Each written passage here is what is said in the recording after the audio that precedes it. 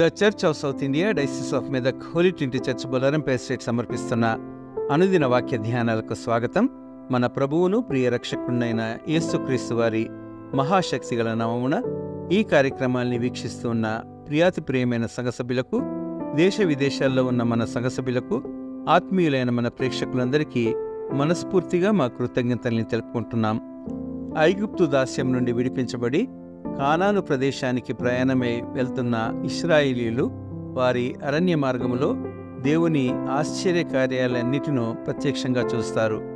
మారా అనే ప్రదేశానికి వారు చేరుకున్నప్పుడు అక్కడ ఉన్న నీళ్లు త్రాగలేనంత చేదుగా ఉన్నందున వారు వారి నాయకుడైన మోషే మీద సనుగుకొన్న సందర్భంలో మోషే యెహోవా దేవునికి మొరపెట్టి ఆయన ఆదేశానుసారం ఒక చెట్టును నరికి నీళ్లలోకి వేయగా అది ఆ జలాలను శుద్ధిపరిచి మాధుర్యంగా మారుస్తుంది. చేదైన మారా జలాన్ని మాధుర్యంగా మార్చిన దేవుడు, the god who made the bitter waters into sweet at Marah అనే ఈ అంశంపై మన సంఘ సభ్యులు శ్రీమతి పి జాయిస్ రవికిరణ్ గారు ఇప్పుడు మనకు దైవ సందేశాన్ని అందిస్తారు. సందేశానికి అనుబంధంగా ఈ గీతాన్ని ముందుగా విందాం.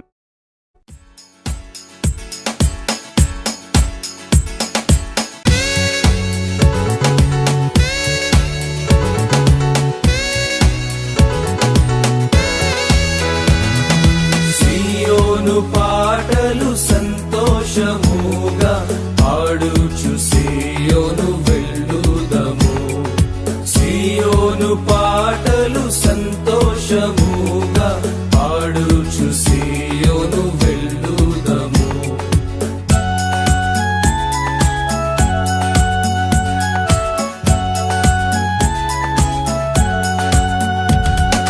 లోకాన శాశ్వతానందమేమియు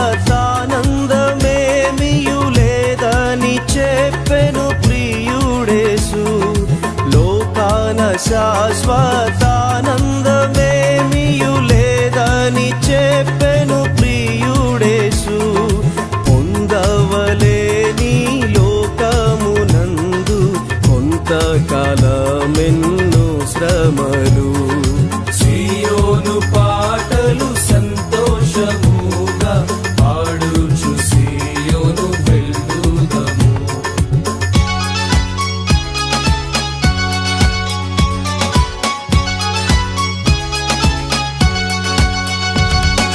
మారాను పోలిన చేదైన స్థలముల ద్వారా పోవలసియున్నానేమి.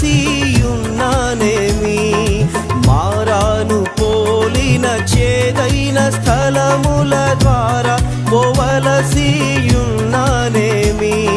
నీ రక్షకుండగు యేసే నడుపును, మారని తనదు మాట నమ్ము. సీయోను పాటలు సంతోషముగా పాడుచు సీయోను వెళ్ళుదము.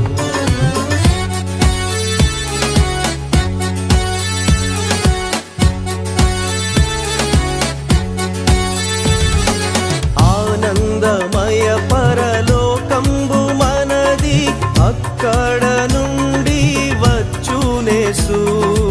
ఆనందమయ పరలోకంబు మనది, అక్కడ నుండి వచ్చునేసు. సీయోను గీతము సొంపుగా కలసి పాడేదము ప్రభు యేసుకు జై. సీయోను పాటలు సంతోషముగా పాడుచు సీయోను వెళ్ళుదము.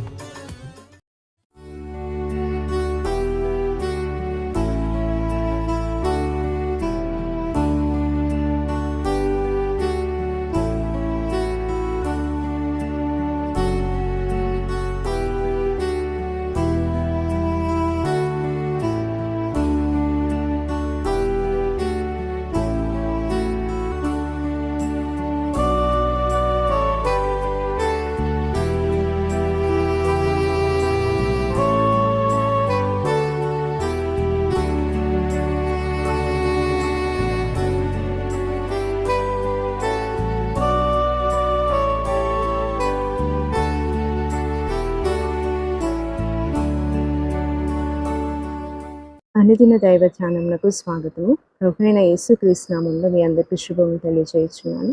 ప్రార్థించుకుందాము. మహోన్నతుడా, మా గొప్ప రాజా యేసయ్య, మీ యొక్క ఘనమైన నామానికి స్తుతులు స్తోత్రములు ప్రభా. తండ్రి, ఈ దినము మీరు మాకు ఇచ్చిన తండ్రి వరము నాయన. తండ్రి, ఇదిగో ప్రభా, మరి మా యొక్క ఊపిరి మీ సన్నిధిలో ఉంది ప్రభా. మరి మీరు తలచినచో తండ్రి, ఏ క్షణమైనను ఏ గడియ అయినను తండ్రి, ఇదిగో నాయన మమ్మల్ని మరి పిలుచుకునే వారై ఉన్నారు. జీవ మరణములు తండ్రి మీ ఆధీనంలో ఉన్నవి. మాకంటే గొప్పవారు ఎంతోమంది తండ్రి మరి ఈ దినమున తండ్రి మరి మరణమై ఉండవచ్చు నాయన. కేవలము మీ కృప వలన తండ్రి ఈ దినాన్ని మాకు అనుగ్రహించిన విధానాన్ని బట్టి వందనాలు నాయన. మీ వాక్యం ధ్యానించుకుని తండ్రి మరి ఇదిగో నాయన దాని అందున సత్యాలను గ్రహించుకుంటకు, మా జీవితాలను మార్చుకుంటకు మీ కృప చూపించమని నజరేయుడైన యేసుక్రీస్తు నామములో ప్రార్థించి వేడుకొచ్చున్నాను ప్రభా. ఆమేన్. ప్రియులారా, మరి ఈరోజు నిర్గమకాండము 15వ అధ్యాయము 24వ వచనంలో ఉన్న వాక్యాన్ని ధ్యానించుకుందామండి. మరి మనకు అందరికీ ఇది తెలిసిన వాక్యమే. మరి మారా జలాన్ని మధురముగా మార్చిన దేవుడు, మారా జలాన్ని మధురంగా ఎలా మార్చాడో మరి చూద్దాము. 15వ అధ్యాయము నిర్గమకాండము 24వ వచనం. ప్రజలు మేమేమి తాగుదుమని మోషే మీద సనుగుకొనగా అతడు యెహోవాకు మొరపెట్టెను. అంతటా యెహోవా అతనికి ఒక చెట్టును చూపెను. అది ఆ నీళ్లలో వేసి తరువాత నీళ్లు మధురములాయెను. అక్కడ ఆయన వారికి కట్టడను విధిని నిర్ణయించి అక్కడ వారిని పరీక్షించి, మీ దేవుడైన యెహోవా వాక్కును శ్రద్ధగా విని ఆయన దృష్టికి న్యాయమైనది చేసి ఆయన ఆజ్ఞలకు విధేయులై ఆయన కట్టడలన్నింటినీ అనుసరించి నడిచిన ఎడల నేను ఐగుప్తీయులకు కలుగజేసిన రోగములలో ఏదియు మీకు రానియను, నిన్ను స్వస్థపరచు యెహోవాను నేనే అనెను. మరి ఇప్పుడు చూసినట్టయితే ప్రియులారా, 3 దినములు వాళ్ళకి త్రాగడానికి నీళ్లు లేకపోయేసరికి మోషే మీద ఇశ్రాయేలు ప్రజలు సనగడం స్టార్ట్ చేశారు. అప్పుడు మరి అక్కడ ఉన్న జలం అయితే ఏదైతే ఉందో అది త్రాగడానికి వీలుగా లేకుండా చేదుగా ఉన్నట్టు మనం చూడొచ్చు. అయితే అప్పుడు మరి మోషే యథావిధిగా యెహోవాకు మొరపెడతాడు. ప్రభా, మరి ఈ ప్రజలనైతే నన్ను రప్పించమని ఐగుప్తు నుండి పంపించావు, నేను తీసుకొచ్చాను, ఎర్ర సముద్రం దాటించాను, మరి త్రాగడానికి ఇక్కడ నీళ్లు లేవు, మరి ఏం చేయాలని మొరపెట్టినప్పుడు యెహోవా అక్కడ ఆయనకి ఒక చెట్టుని చూపిస్తాడు. ఆ చెట్టుని చూయించి ఏమంటాడంటే ఆ చెట్టుని కొట్టివేసి దాన్ని తీసుకొచ్చి ఈ నీళ్ళలో వేయమని చెప్తాడు. మరి ఈ చెట్టు కొత్తగా పుట్టి పెరగలేదు. ఇశ్రాయేలు ప్రజల కోసము అప్పటికప్పుడు పెరిగిన చెట్టు కాదు. చాలాసార్లు మన జీవితంలో కూడా ఎన్నో సమస్యలు వస్తుంటాయి. కానీ ఆ సమస్యలకి పరిష్కారం మన కళ్ళ ముందు ఉన్నా కూడా మరి దాన్ని కనుగొనడానికి, దాన్ని గ్రహించడానికి మనకు జ్ఞానం కానీ శక్తి కానీ ఉండదు. అలాంటి సమయంలో మరి ఇక్కడ మోషే ఎవరి సహాయం తీసుకున్నాడండి? యెహోవా దేవునికి మొరపెట్టాడు. అప్పుడు యెహోవా దేవుడు మరి అక్కడ ఒక చెట్టు ఉంది, దాన్ని తీసి నీళ్ళలో వేస్తే అది మధురంగా మారుతుందని చెప్పాడు. మరి మన జీవితంలో సమస్యలు వచ్చినప్పుడు కూడా మన ఎదుట దానికి పరిష్కారం ఉన్నప్పటికీ మనం దాన్ని గ్రహించే శక్తి, జ్ఞానం మనకు ఉండదు. ఆ సమయంలో మరి యెహోవా మీద ఆనుకుని ఆయనకు మొరపెట్టినప్పుడు ఆయన ఆ మార్గాన్ని సరళం చేస్తాడు. ఆ పరిష్కారం ఏదైతే మనకు కళ్ళ ముందు ఉందో దాన్ని మనకి తేటపరుస్తాడు. మరి ఇక్కడ కూడా చూసినట్టయితే మరి మారా నీటిని మధురంగా మార్చిన దేవుడు ఒక కండిషన్ని కూడా పెడుతున్నాడు. చాలా మటుకు ఏమనుకుంటామంటే ఒక వాగ్దానం ఉంటుంది ఈ వాక్యంలో, నిన్ను స్వస్థపరచు యెహోవాను నేనే అనేను. అదొక్కటే తీసుకుంటాం. వాగ్దానాలు మనకి వాష్ నైట్ సర్వీస్లో మనకి వాగ్దానాలు ఇచ్చినప్పుడు నిన్ను స్వస్థపరచు యెహోవాను నేనే అనేసరికి మనం చాలా సంతోషపడిపోతాం. ఈ సంవత్సరం అంతా నాకు ఎలాంటి వ్యాధి రాదు, ఎలాంటి ప్రాబ్లమ్స్, ఎలాంటి ఇష్యూస్, హెల్త్ ఇష్యూస్ రావు, ఎందుకంటే దేవుడు నన్ను స్వస్థపరుస్తున్నాడు. కానీ దేవుడు మాట్లాడే ప్రతి వాక్యానికి అనగా ప్రతి వాగ్దానానికి కానీ ప్రతి మాటకి కానీ ఒక టర్మ్స్ అండ్ కండిషన్స్ ఉంటాయి. అది ఒక్కటి వదిలేసి మనకి ఏదైతే అవసరమో బైబిల్లో, మనకి ఏది ఇంపార్టెంటో, మనకి ఏది పాజిటివ్గా ఉంటుందో, మనకి ఏది అప్లికబులో, మనకి ఏది సూట్ అవుతుందో అది మాత్రమే చదువుకొని దానికి మాత్రమే మనము ఎక్కువగా దానిపైన కాన్సన్ట్రేట్ చేసి దేవుడు ఇట్లా అన్నాడు కాబట్టి చెయ్యాలి, ఎందుకు చేయకూడదు అన్న మొండి వైఖరి మనకు ఉంటుంది.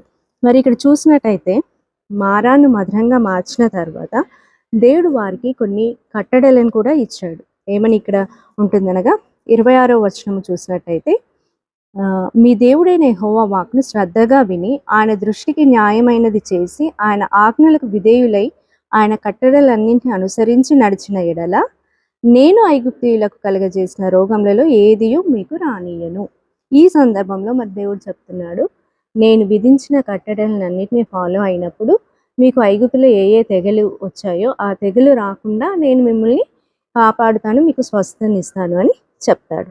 మరి అలాంటి ఈ కండిషన్ని మనం వదిలేసి ఏం చేస్తున్నామంటే, నిన్ను స్వస్థపరచు యెహోవాను నేనే, ఇది ఒకటి పట్టుకుంటాం.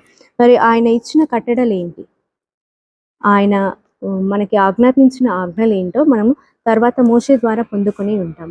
అయితే ఇక్కడ చూసినట్టయితే మరి మారాను మధురంగా మార్చిన దేవుడు మన జీవితంలో కూడా కొన్ని కట్టడలను ఇస్తాడు. ఒక సమస్యకి పరిష్కారాన్ని మనకు చూపించిన తర్వాత, దాని ఫలితాన్ని మనం పొందుకున్న తర్వాత, మరి ఏ సిచ్యువేషన్ అయితే మనం క్రాస్ అయ్యి వచ్చామో, ఎలాంటి భయంకరమైన పరిస్థితుల నుండి మనం దాటుకొని వచ్చామో, దానికి సహాయపడిన దేవుడు చేసిన ఆ కట్టడలను మాత్రం మర్చిపోకూడదు. అలాంటి కట్టడలను మర్చిపోయినట్టయితే తిరిగి మళ్ళీ మనకి అదే సమస్య రావడానికి ఆస్కారం ఉంటుంది. దేవుడు విధించిన కట్టడలను, ఆజ్ఞలను మనం పాటించినట్లయితే మన జీవితంలో ఉన్న మారా కూడా మధురంగా మారుతుంది. సమస్యకి పరిష్కారం మన ఎదురుగానే ఉంటుంది, కానీ దాన్ని గ్రహించే జ్ఞానం మనకు ఉండకపోవచ్చు. దేవునిపై ఆధారపడినప్పుడు, ఆయనకు మొరపెట్టినప్పుడు మన సమస్యలన్నిటికీ పరిష్కారం ఆయనే చూపిస్తాడు. ఇటు వాక్యాన్ని దేవుడు దీవించుగాక. ఆమేన్.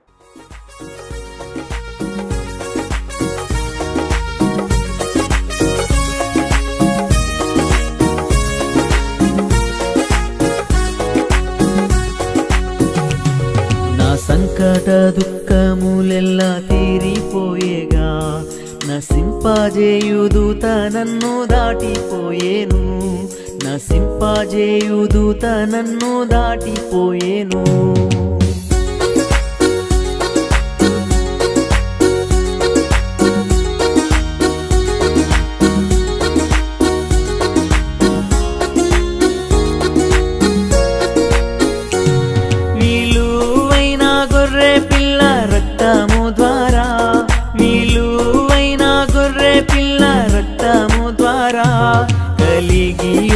రక్షణలో దాగి ఉంటిని, కలిగియున్న రక్షణలో దాగి ఉంటిని.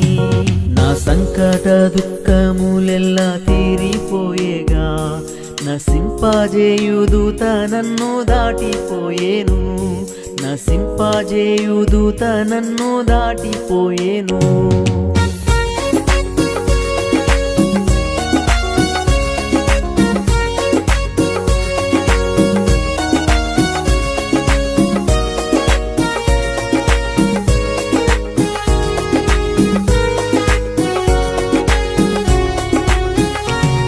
మార్చబడు నాదు మార మధురముగా, మార్చబడు నాదు మార మధురముగా, పారు జలము బండ నుండి త్రాగుచుందును, పారు జలము బండ నుండి త్రాగుచుందును.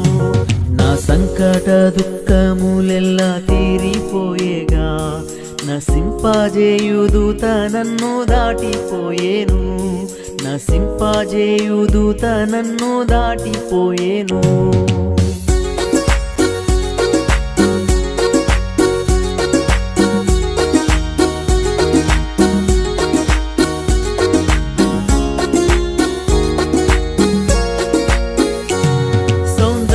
సౌందర్యమయమగు పరమ కానాను, సౌందర్యమయమగు పరమ కానాను, నా నిత్యమైన స్వాస్థ్యమది మార్పు చెందదు, నా నిత్యమైన స్వాస్థ్యమది మార్పు చెందదు. నా సంకట దుఃఖములెల్లా తీరిపోయేగా, నసింపజేయుదూత నన్ను దాటిపోయేను, నసింపజేయుదూత నన్ను దాటిపోయేను.